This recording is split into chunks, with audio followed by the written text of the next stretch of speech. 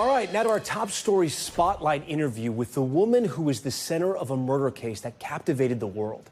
At just 20 years old, American college student Amanda Knox was thrust into the spotlight when she became a suspect in the murder of her study abroad roommate, British student Meredith Kercher. Knox and her then boyfriend Rafael Solicito became the center of a highly publicized trial. Tabloids nicknamed her Foxy Knoxy, and prosecutors even brought her sex life into the trial. They were both found guilty, convicted of murder, and sentenced to more than 25 years in prison. After 4 years, though, incarcerated, Knox and Solicito's convictions were overturned in 2011 by an Italian court claiming there was no evidence to convict. But her saga was far from over. There was another trial in Italy without her that convicted her again, but that conviction was again overturned. And she is still fighting to this day to be exonerated of a slander conviction in Italy against a man Knox says she was coerced into naming as the murderer. Amanda Knox is an author of her second book, and this is the second one, Free, My Search for Meaning, revealing new details about her time in prison and also her life since she was acquitted of murder. She joins Top Story Live tonight. Amanda, thank you so much for being here. Yeah, thank you. So the for book is called Free, My Search for Meaning. Yes. You're now a wife, a mother of two, and I have to ask you, do you feel free? Are you free? I am free. And I think it's really important, an important message of my book is that freedom is not about what your external circumstances are. As you mentioned, I am still fighting to this day legal issues in Italy. And so I have realized over the course of this long saga that if I can engage with the world, if I can see the world clearly and I can engage honestly with the world, I am free. Nothing is holding me back. Nothing is stopping me. And so that's a big message of the book. What do you think readers are going to learn in this book that they haven't already learned from watching documentaries, all your sit-down interviews, all the news coverage over what is nearly 2 decades? Well, I mean, have you read it? Yes. Yeah, because there's a lot in there that is very intimate and very personal. And it actually speaks to this issue that I see a lot when you hear stories about, wrongful convictions, but also about people who have survived any kind of overwhelming traumatic circumstance. Their story tends to be pitched as, here's the bad thing that happened to you, here's the worst experience of your life, and now it's over, the end. And really, I have found that a person's real story is when all of the external things, that crisis that they are experiencing, once that is over, now they have to go through that process of asking themselves, now what? And so what? And who am I? Who am I because of this circumstance? So you're going to find really intimate details of mistakes that I made along the way of trying to reclaim who I was and make connections with people. You're going to learn about relationships that I had that were very dangerous. You're going to learn about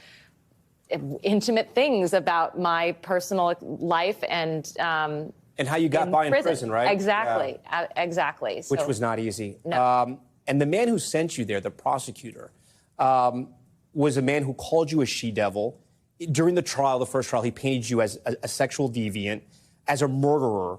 And he's really the reason you spent 4 years in prison. And one of the most interesting parts of this book is that you've built a relationship with this man. Yes. You went back to Italy.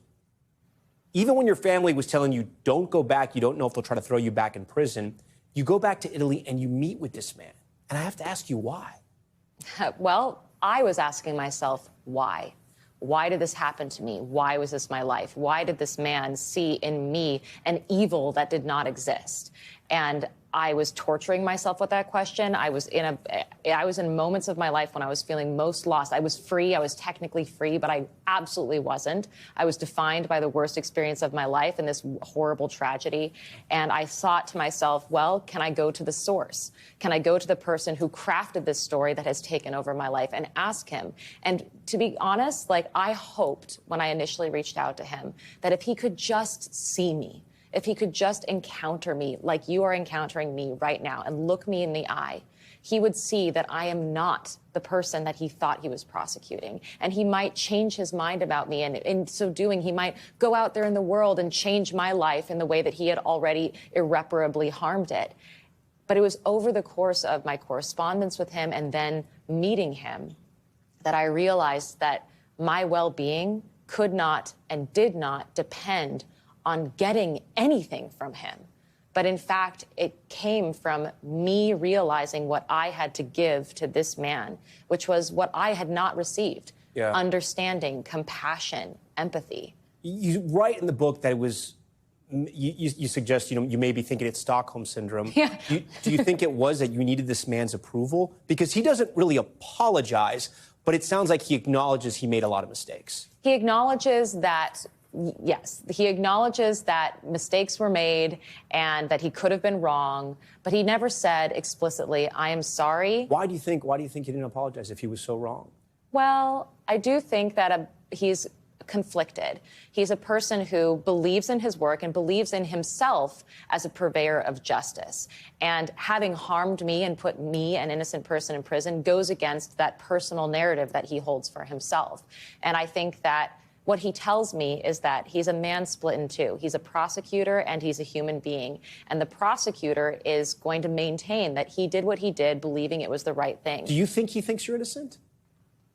I know that he cares about me and that I am not the person that he thought he was prosecuting, and that he does not want to be a source of suffering in my life anymore. So when you go to meet him, your mother's there too, and you can correct me if I get sort of what happened wrong, but it sounded like he went to go meet your mom, and your mom said, no, your mom did not want to meet him. Yeah, your mom hasn't forgiven him. No, and I understand. So you're right. Like, the scenario that played out was we show up at this place. I honestly didn't even think my mom wanted to be physically present, but little did I know she was having a panic attack the entire time, waiting for the police to descend upon me and arrest me for some false charge.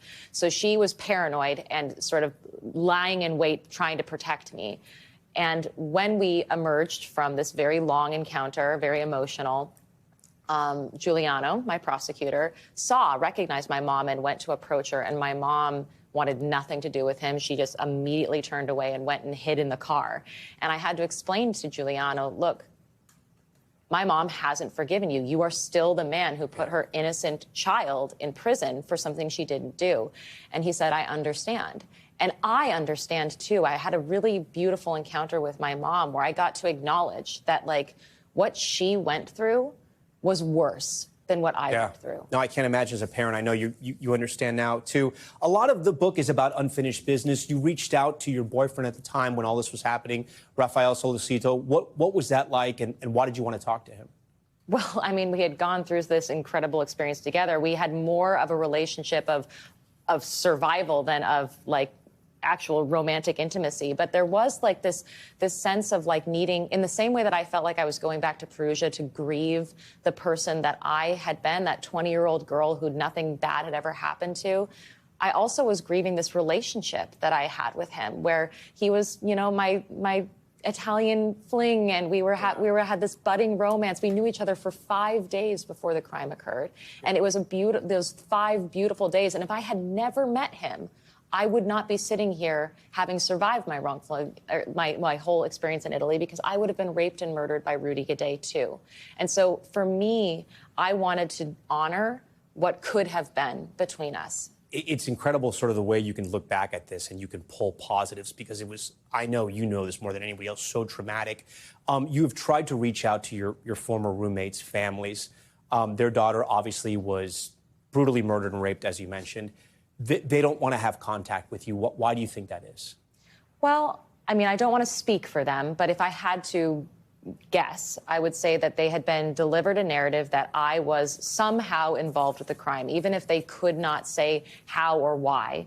And they think they are worried that, or they associate with me the death of Meredith. That's gotta bother you, though. It does. That they think you're not innocent. Well, I don't know what they think, but I do know that they are bothered by the fact that the search for truth and justice for Meredith got buried underneath this mountain of tabloid fantasy that was focused on me. And I get that. I understand that. I am also upset about that. Like, if the prosecution and the media had done their jobs properly, no one would ever have heard of me, because I never would have been wrongly accused, and it wouldn't have blown up into this insane false case. Right. So you're trying to move on now. You have 2 little kids. You talk about trying to explain to them as much as you can about what happened to you, but they're little.